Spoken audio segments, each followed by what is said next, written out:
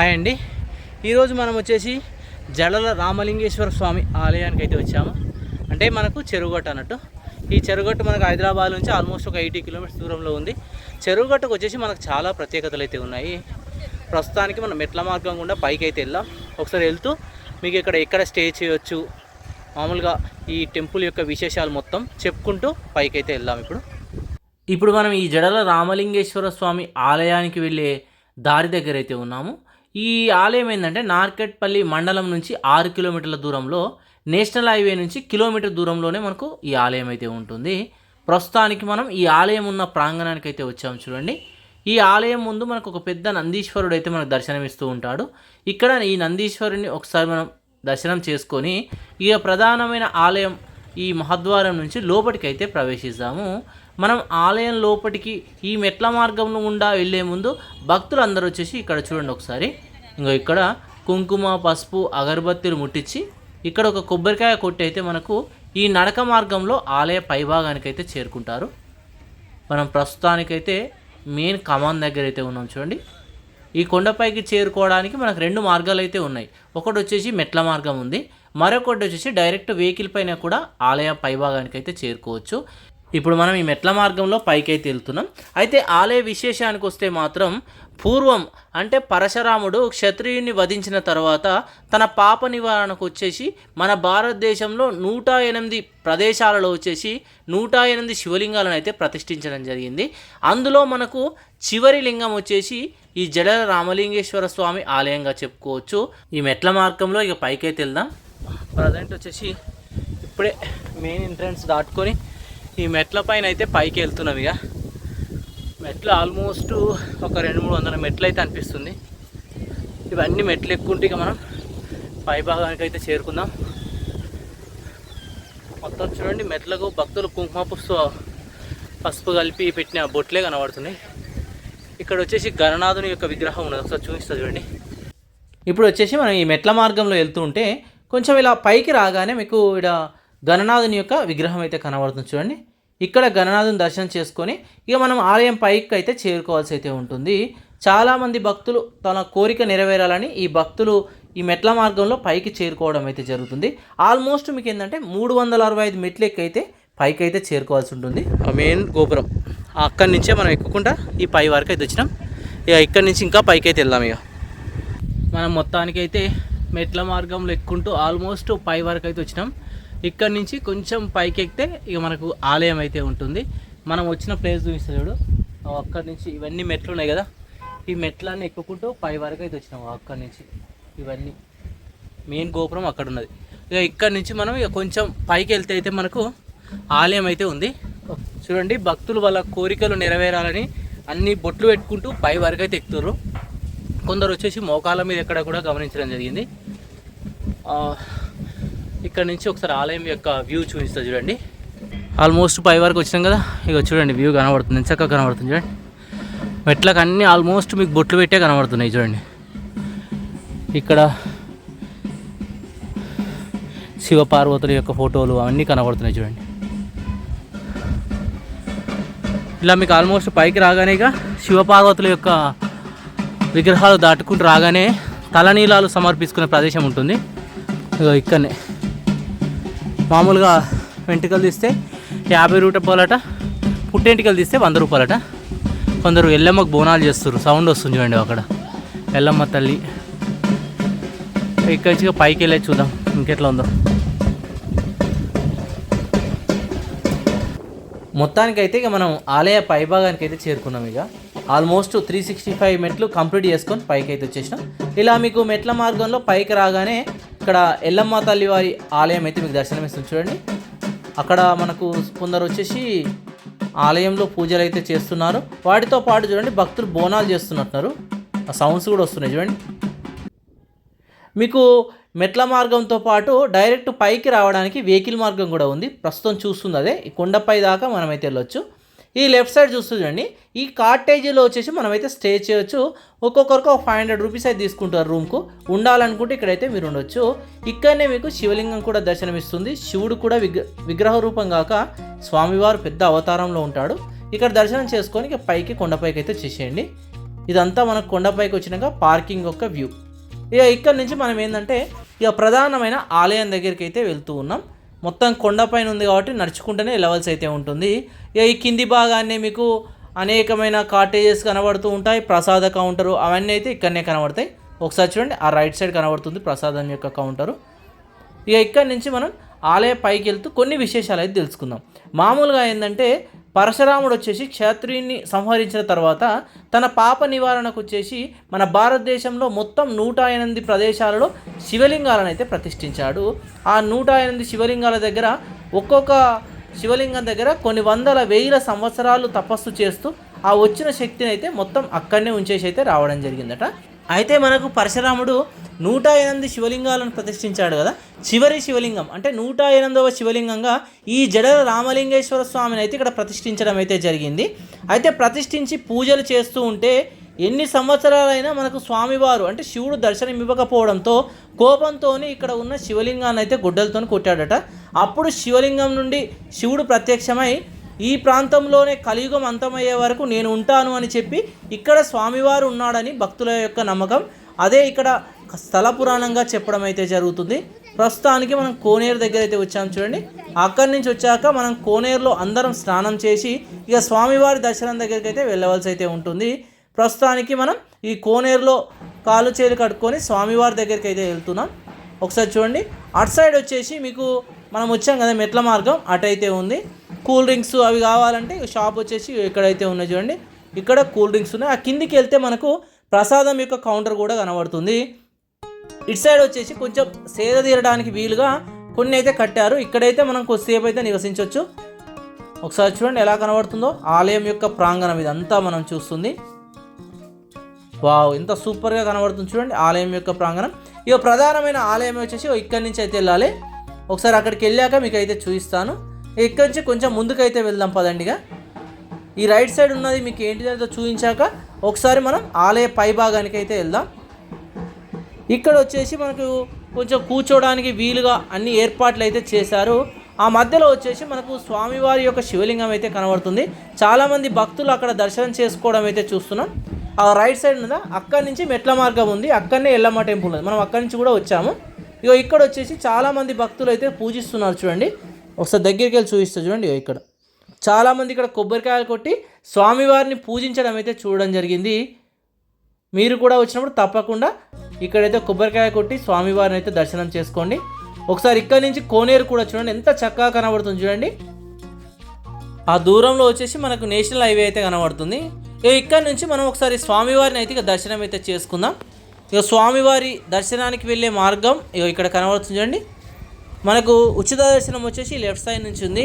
Right side నుంచి మీకు ప్రత్యేక దర్శనం అయితే ఉంది. ప్రత్యేక దర్శనానికి అమౌంట్ ఉన్నట్టున్నది. ఒకసారి ఇక్కడ చూద్దాం ఎంత 50 రూపీస్ అయితే ప్రత్యేక దర్శనానికి అయితే ఉంది. ఇక్కడ క్లియర్గా రాసి ఉంచండి ప్రత్యేక దర్శనంకు ద్వారి అని. మామూలుగా ఏంటంటే ఉత్సవాల టైంలో ఇక్కడ చాలా రష్ అయితే ఉంటుంది. రిమైనింగ్ టైంలో కొంచెం రష్ అయితే తక్కువనే కనబడుతుంది. ప్రస్తుతానికి మనం ఈ ఆలయ పైభాగానికి అయితే ఇక చేరుకుంటూ ఉన్నాం. ముఖ్యంగా ఈ ఆలయానికి వచ్చి మరొక చరిత్ర కూడా ఉంది. ఏవైనా మంత్రతంత్రాలు చేసిన వాళ్ళు ఏమైనా ఇబ్బంది పడే వాళ్ళు ఉంటే మాత్రం ఇక్కడ వచ్చి స్వామివారి పాదాలను దాకి ఇక్కడ నిద్ర చేస్తే అయితే పోతుందని భక్తుల యొక్క నమ్మకం. వాళ్ళ కోరిక నెరవేరాక ఇక్కడికి వచ్చేసి వాళ్ళ ముడుపులను అయితే తీర్చుకోవడం జరుగుతుంది. ప్రధానమైన ఆలయం మన రైట్ సైడ్ అయితే ఉంది చూడండి. ఇక్కడ గుహలో వచ్చేసి మరొక శివలింగం అయితే ఉంది. ఈ శివలింగానికి పూజలు చేస్తూ కొందరైతే ఇట్లా శిగాలు అయితే ఊగడం జరుగుతుంది. ఒకసారి మీరు చూడండి, చూస్తే క్లియర్గా మీకు అర్థమవుతుంది. ఇక్కడ సౌండ్ కూడా మీకు వస్తూ ఉంది చూడండి ఒకసారి.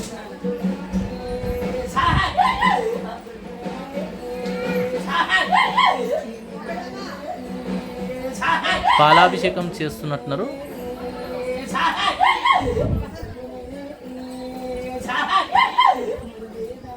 ఇక్కడ నుంచి మనం ఏంటంటే ప్రధానమైన ఆలయం కొండ గుహలోకి అయితే పైకైతే వెళ్దాం.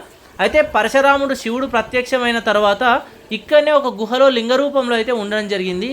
ఆ గుహ కూడా ఇక్కడ కనబడుతుంది చూడండి. ఇక్కడ లింగ రూపంలో అయితే దర్శనమిస్తున్నాడు. 3 గుండుల మధ్యలో ఇక్కడ శివలింగ రూపంలో అయితే దర్శనమిస్తున్నారు చూడండి. ఇక్కడ నుంచి మనం ఆ పై భాగాన్ని వచ్చేసి మరొక శివుని ఆలయం అయితే ఉందట. ఆ 3 కొండలపైకి అయితే మనం చేరుకోవాల్సి అయితే ఉంటుంది. ఒకసారి ఇక్కడ టోకెన్ అయితే ఉన్నట్టున్నది 10 రూపీస్ అట. ఆ పైకి చేరుకోవడానికి. ఒకసారి టికెట్ తీసుకొని మనం పైకి అయితే వెళ్దాం ఇక. ఓకే, ఇక్కడ నుంచి అయితే పైకి అయితే వెళ్దాం. ప్రస్తుతానికి ఇక్కడ టికెట్ కౌంటర్ అయితే లేదు, మరి ఈరోజు అయితే తీసుకుంటలేనట్టున్నది. ఒకసారి పైకి అయితే వెళ్దాం ఇక. మనకి ఏంటంటే చాలా చరిత్ర అయితే ఉంది ఇక్కడ. జలల రామలింగేశ్వర స్వామి చుట్టూ ఒక సర్పం వచ్చేసి కొన్ని వందల సంవత్సరాల నుంచి రోజు ఆ సర్పము ఆ ఆలయం చుట్టూ ప్రదక్షిణాలు చేసి ఇప్పటికీ వెళ్ళిపోవడం అయితే జరుగుతుందట. అందువల్ల ఇక్కడున్న స్వామివారిని అయితే చాలా శక్తివంతమైన దేవునిగా అయితే అందరూ కొలుస్తూ ఉంటారు. అందుకే వేల సంఖ్యలో ఇక్కడ ప్రతిరోజు ఈ స్వామివారిని దర్శనం చేసుకుంటూ ఉంటారు. ఇక్కడ నుంచి ఆల్మోస్ట్ ఇక దగ్గర వరకు అయితే వచ్చినాం. ఇక పైకి అయితే వెళ్దాం. ఇప్పుడు చెరువుగట్లో ఉన్న కొండపైకి అయితే వెళ్తున్నాం. ఇప్పుడు మన ముందు వచ్చి చిన్న బండరాలు ఉన్నాయి. ఆ బండరాల మధ్యలోకి వెళ్ళి మనం కొండపైకి అయితే చేరుకోవాలి. ఒకసారి మీకు చూపిస్తా చూడండి ఇదంతా గుహ ఎలా ఉంటుందో. పైన కూడా మనకు వ్యూ చాలా బాగుంటుందట. 2 తొరికెలకి కూడా ఈగాల్సి ఉంటుందట. ఒకసారి మీకు పైకి వెళ్ళి చూపిస్తా ఎలా ఉందో. ఒకసారి చూసుకుంటూ వెళ్దాం పదండి. మెట్లు ఎక్కుంటే వెళ్ళాలి ఇవి. అమ్మా, మెట్లు చూడండి ఇంత ఆరుగా ఉన్నాయి మెట్లు అయితే. అమ్మా, ఈ గల్లీలా ఉన్నది, గల్లీకి వెళ్ళాలి. అమ్మా,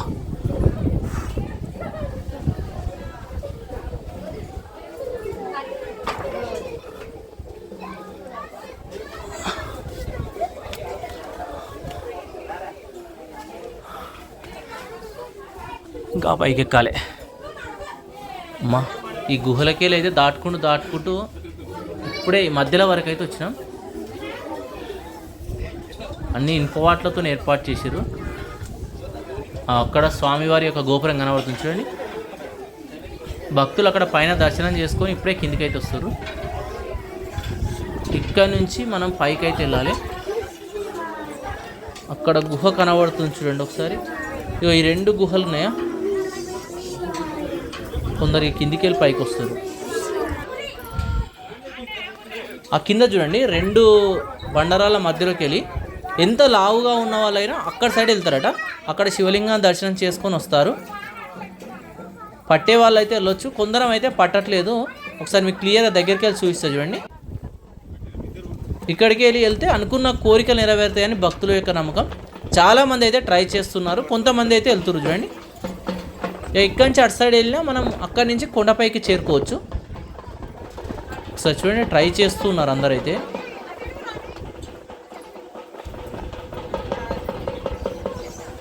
కొంచెం లావుగా ఉంటే పట్టట్లేదు. మనం ఇక్కడి నుంచి ఎక్కి పైకి అయితే వచ్చినాం. చుట్టూ మనకు ఎడారి వల్లే కనబడుతుంది. మధ్యలో ఈ స్వామివారి ఆలయం ఉంది. ఇక్కడి నుంచి మనం పైకి అయితే ఎక్కాలి. ఎంత డేంజర్గా కనబడుతున్నాయి చూడండి మెట్లు. ఆ పై వరకు వెళ్ళాలి. ఇప్పుడు మనం వీడియో తీసుకుంటూ వెళ్ళడం చాలా కష్టం అనిపిస్తుంది, అందుకే కిందికి వెళ్ళి చూపించిన. మొత్తం పైకి ఎక్కేసాం చూడండి. ఇక ఇక్కడ వచ్చేసి ముడుపులు కడుతురు చూడండి. తొట్టెలు కడుతురు అందరు భక్తులు. వాళ్ళ కోరికలు నెరవేరాలని ఇక్కడ తొట్టెలు కట్టి ఇక్కడి నుంచి అయితే భక్తులు స్వామివారిని కొలుస్తారు. ఎంత రష్ ఉన్నా చూడండి. అవో చాలా ఏజ్ అయిన వాళ్ళు కూడా ఈ పై వరకు వచ్చి స్వామివారిని అయితే దర్శనం చేసుకుంటున్నారు. మనం ఈ రైట్ సైడ్కి వెళ్ళి మళ్ళీ కింది దిగి వెళ్ళాలి. స్వామివారి యొక్క ప్రధానమైన ఆలయం గోపురం కనబడుతుంది ఇక్కడ నుంచి. ఆ దూరంలో వచ్చేసి మీకు ఒక చెరువు కూడా కనబడుతుంది చూడండి. చిన్న విలేజే చెరువుగట్ట అనేది. ఈ విలేజ్లో మనకు స్వామివారి ఆలయం అయితే ఉంది. ఇక మనం ఇక్కడ నుంచి దిక్కుంటూ కిందికి అయితే వెళ్ళాలి. ఇప్పుడు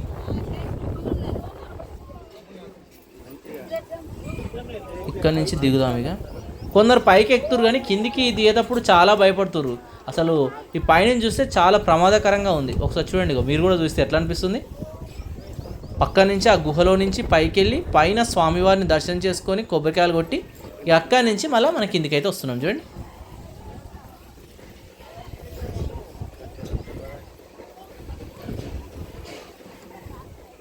ఇక్కడ వచ్చేసి మధ్యలో మనకు నందీశ్వరుడు అయితే కనబడుతుండు. ఇక్కడ కొన్ని కొబ్బరికాయలు కొట్టి అక్కడ స్వామివారిని ఆశీర్వాదం తీసుకొని కిందికి అయితే వెళ్తున్నారు అందరూ.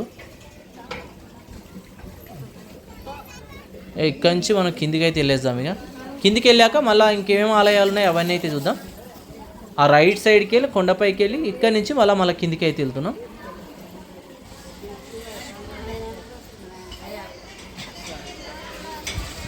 ఈరోజు ఏంటంటే రష్ చాలా తక్కువ ఉన్నది. ఒకప్పుడు నేను వెళ్ళినప్పుడు చాలా రష్ ఉండే. ఈరోజు కొంచెం రష్ తక్కువ ఉండడం వల్ల పైకి మనం తొందరగా వెళ్ళేసి అయితే వచ్చినాం. లేదంటే పైకి వెళ్ళి కిందికి రావాలంటే ఆల్మోస్ట్ మీకు 1-2 గంటలు పడుతుంది. ఇక మనం అక్కడి నుంచి డైరెక్ట్గా కిందికి వచ్చేస్తున్నాం. ఈ లెఫ్ట్ సైడ్ ఏంటంటే అన్నదాన క్షేత్రం అయితే ఉంది. ప్రతిరోజు మధ్యాహ్నం ఈ టైంలో ఇక్కడ అన్నదానం అయితే చేస్తారు. ఇక్కడ మనం చుట్టూ తిరిగి ఇంకా ఇక్కడి నుంచి మళ్ళీ స్వామివారి క్షేత్రం దగ్గర నుంచి ముందు భాగానికి అయితే వెళ్దాం మనం. ఇక్కడ వచ్చేసి కింద మరొక ఆలయం అయితే కనబడుతుంది. ఇక్కడ ఏం ఆలయమో అయితే తెలియదు, ఒకసారి చూద్దాం. ఇక్కడి నుంచి మనం వెళ్ళి అయితే కొండపైన చూడండి ఈ మెట్ల మార్గము, ఇక్కడి నుంచి వ్యూ ఎంత చక్కగా కనబడుతుందో. ప్రతి ఒక్కరూ తమ జీవితంలో ఒక్కసారైనా దర్శనం చేసుకోవాల్సిన ఆలయం చెరువుగట్టు రామలింగేశ్వర స్వామి. ఇక్కడ దర్శనం చేసుకున్నామా. ఇక్కడి నుంచి ముందుకైతే వెళ్తున్నాం. ముఖ్యంగా ఏంటంటే పరశురాముడు ఆ శివలింగం పైన ఇట్లా గుడ్డలతో కొట్టడం వల్ల కొన్ని మరకలు ఏర్పడ్డాయట. అంటే జడ రూపంలో ఉండడం వల్ల ఇక్కడ స్వామివారికి జడల రామలింగేశ్వర స్వామి అని పేరైతే వచ్చిందట. మనకు ముఖ్యంగా ఏంటంటే ఇక్కడ పాము అంటే సర్పం వచ్చేసి రోజు స్వామివారి చుట్టూ ప్రదక్షిణాలు చేయడమే ఒక గొప్ప విశేషంగా అయితే మనం చెప్పుకోవచ్చు. ఇక్కడ స్వామివారి యొక్క ప్రధానమైన ఆలయం ముందు కొబ్బరికాయలు కొట్టే ప్రదేశం. మనకు ఏంటంటే ఇక్కడ స్వామివారిని దర్శనం చేసుకున్నాక మామూలుగా ఈ పిచ్చి పట్టిన వాళ్ళు అంటారు కదా, వాళ్ళకు ఆ పిచ్చికి ఇట్లా పోవాలంటే అక్కడ దర్శనం చేసుకున్నాక ఇప్పుడు మీకు చూపిస్తుంది చూడండి ఒకసారి. ఈ బండ మీద పడుకుంటారట. ఇక్కడ నిద్ర చేస్తే వాళ్ళకు తగ్గిపోతుందట. అది మామూలుగా ఇక్కడ భక్తులకున్న గొప్ప నమ్మకంగా అయితే మనం చెప్పుకోవచ్చు. ఇక్కడ ఆంజనేయ స్వామి వారి యొక్క ఆలయం కనబడుతుంది.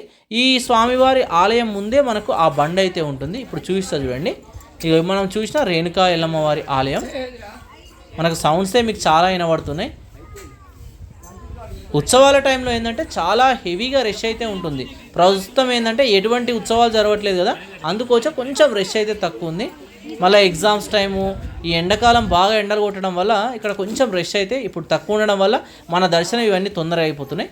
ఆ ఫ్రంట్ నుంచి దర్శనం చేసుకున్న వాళ్ళు ఇక్కడి నుంచి మనం కిందికి అయితే రావాల్సి ఉంటుంది.